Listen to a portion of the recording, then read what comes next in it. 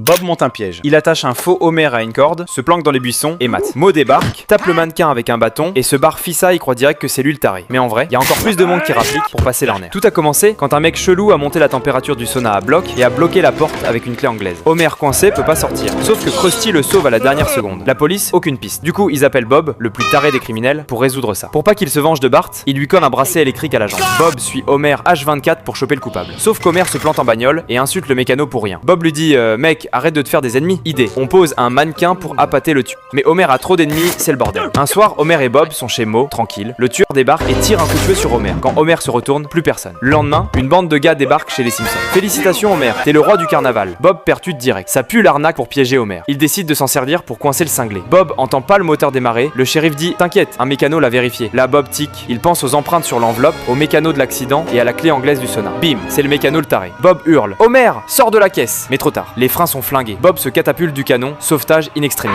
Homer est sauf grâce à ça.